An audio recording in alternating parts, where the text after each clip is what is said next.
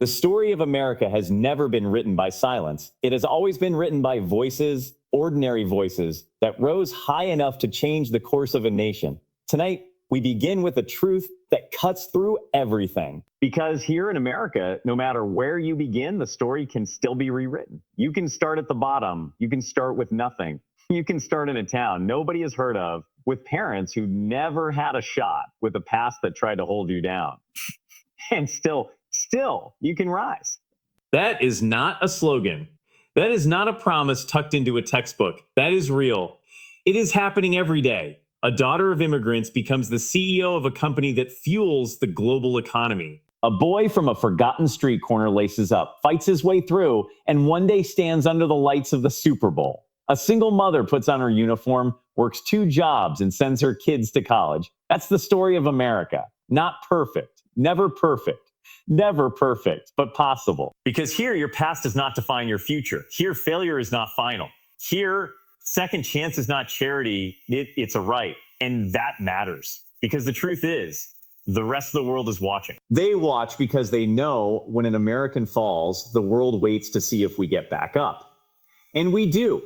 Every single time. We live in a country where the rewriting of stories is our greatest export. Silicon Valley wasn't built on polished resumes. It was built on ideas no one believed in. Civil rights weren't handed down. They were fought for by people who refused to stay silent. Dreams weren't reserved for the privileged. They were carved out of sweat, courage, and relentless belief. And you know what? It's still happening right now. Every teenager working late in a fast food line, imagining something bigger. Every veteran starting over after war, proving resilience has no expiration date. Every teacher in a crowded classroom rewriting the story of the next generation with nothing more than chalk and determination. No matter where you begin, the story can still be rewritten. Story can still be rewritten. But here's the urgency. It doesn't happen by accident. It happens when we show up. When we believe the small beginning is still a beginning. When we refuse to let cynicism win. America is not the land of perfection. It is the land of possibility, and possibility demands action. Ask yourself tonight, what chapter are you in? And more important, what chapter comes next? Because if you're still breathing, if you're still standing, then your story is still in motion. This country doesn't guarantee the ending, it guarantees the chance. And sometimes that's all you need, the chance to start over, to rise again, to defy the odds stacked high against you. We've seen it, we've lived it, we know it. The kid who grows up in poverty and becomes the doctor who saves lives. The refugee who arrives with a suitcase and becomes the engineer building bridges. The factory worker's son who one day takes the oath of office. This is the fuel of America. Not just the dream, but the rewrite. Here we believe in tomorrow more than we fear yesterday. Because here we do not surrender our stories to circumstance. Because here the next page is always waiting. And so tonight, remember this.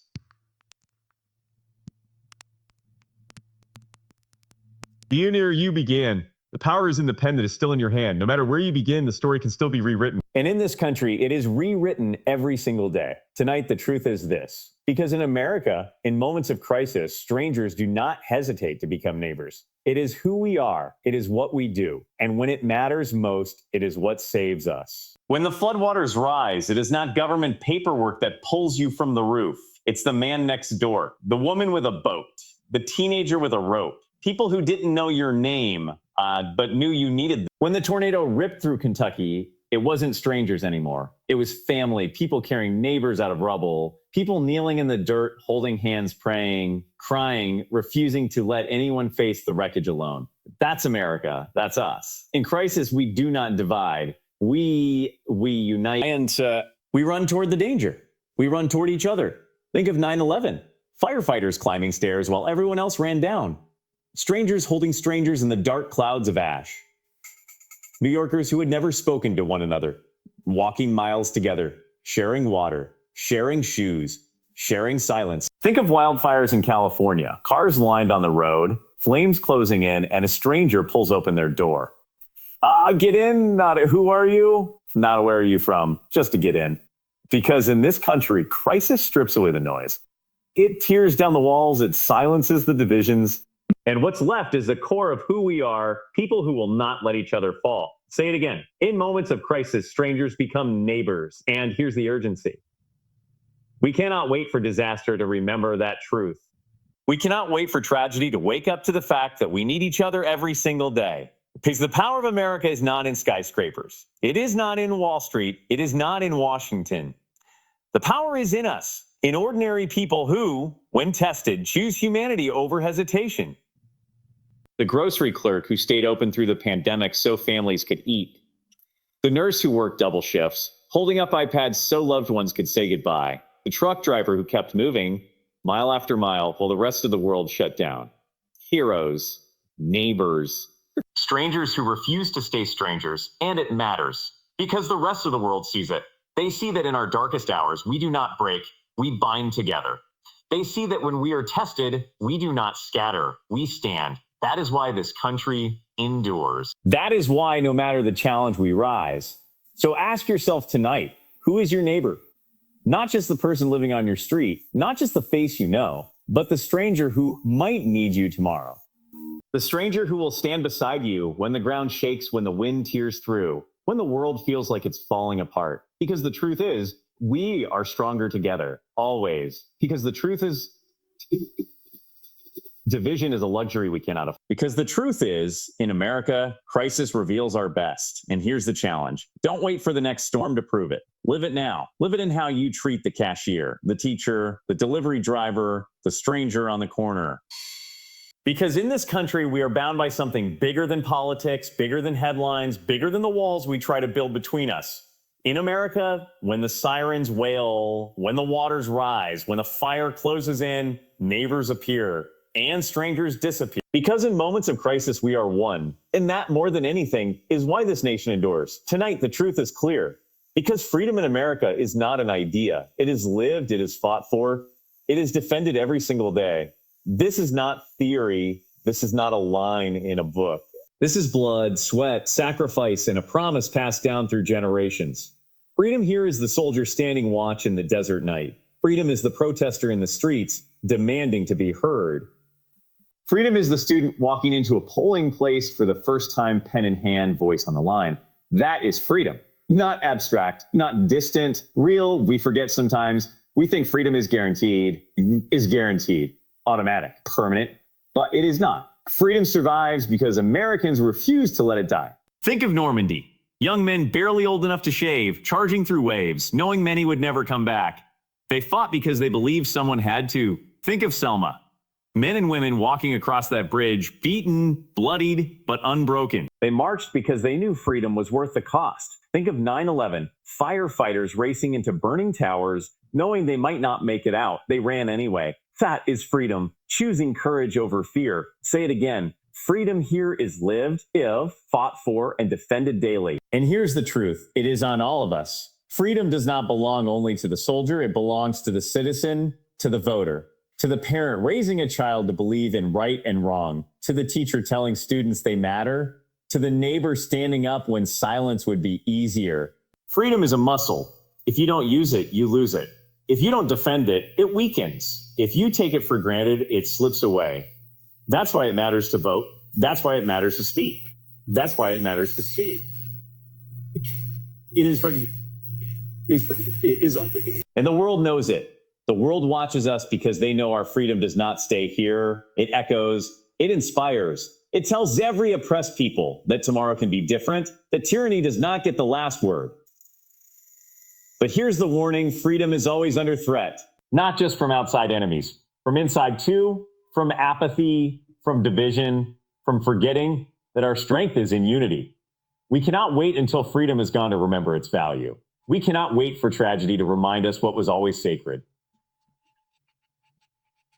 Every generation must claim it again. Every generation must prove it again. Every generation must fight for it again. So ask yourself tonight, what are you doing with your freedom? Not the freedom you wish you had.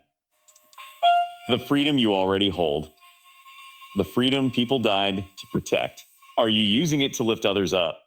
Are you using it to tell the truth? Are you using it to vote, to speak, to act, to stand? Or are you letting it sit on the shelf, collecting dust as if it were permanent, untouchable, safe? Freedom is not safe. Freedom is not soft. Freedom is strong because people make it strong.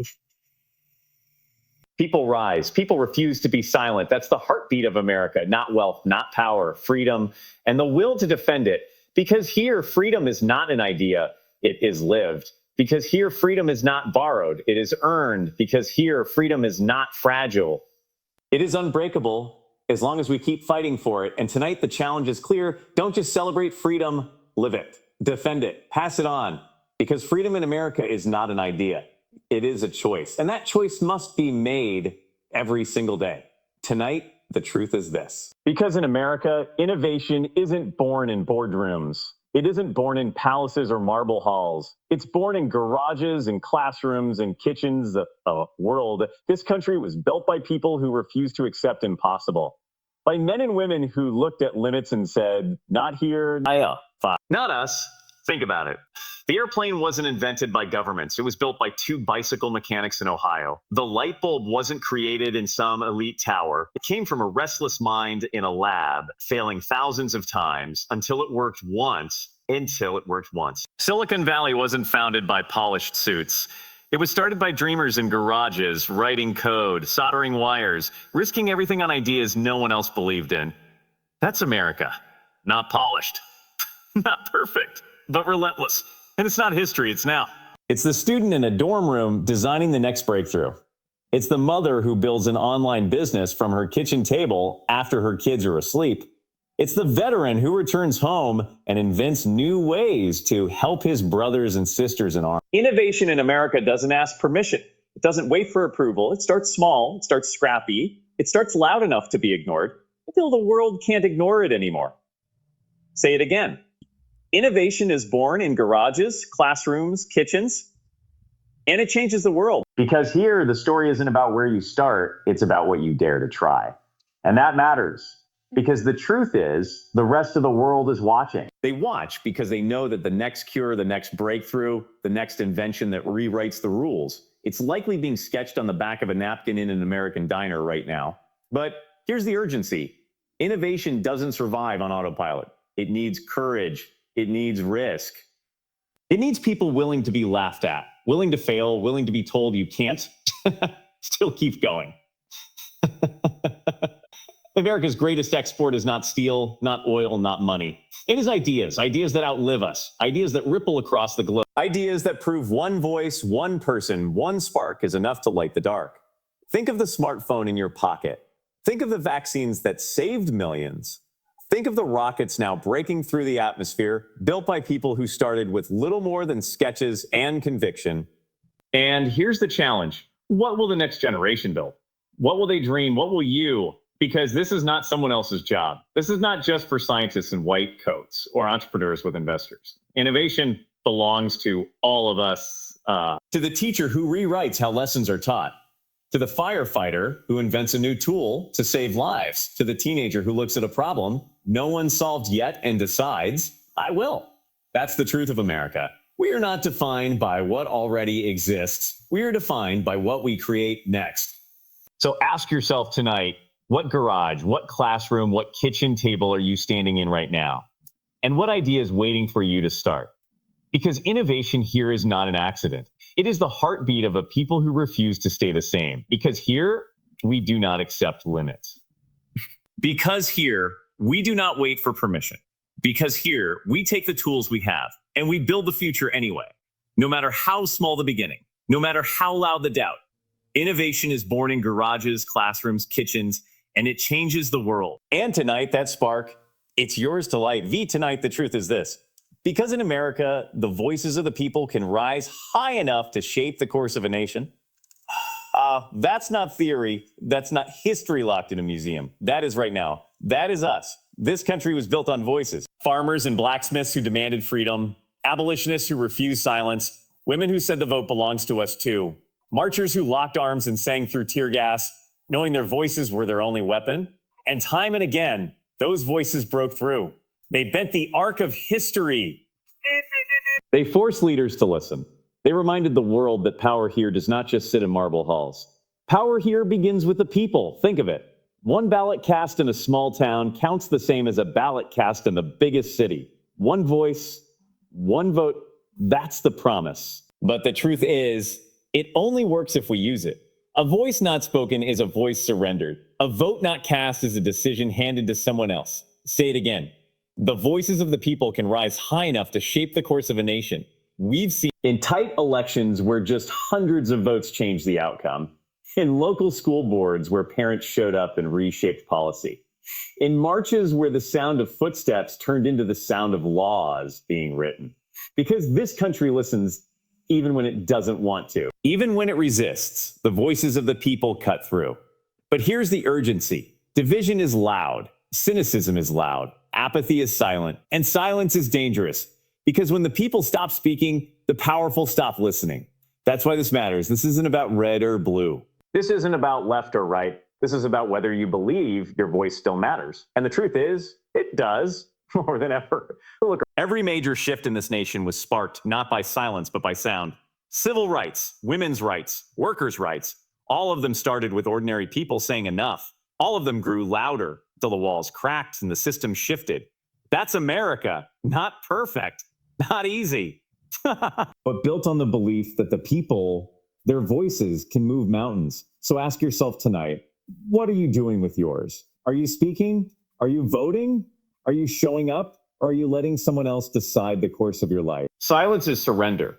And this country does not move forward when we surrender. This is not just a call to action. It's a call to remember who we are.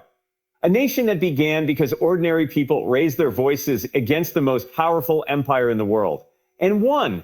We cannot forget that every right we have was demanded, shouted, sung, marched for, fought for. Because here, democracy is not a spectator sport. It is a full contact responsibility, and it requires every voice. So tonight, remember this, the future is not written in Washington. It is written in towns, in cities, in living rooms, in classrooms, where people raise their voices and refuse to be ignored. Because in America, the people still hold the pen. Because in America, the people still set the course. Because in America, one voice, your voice, still matters. And when those voices rise together, when they rise high enough, they do not just echo. They change the nation, and they always will.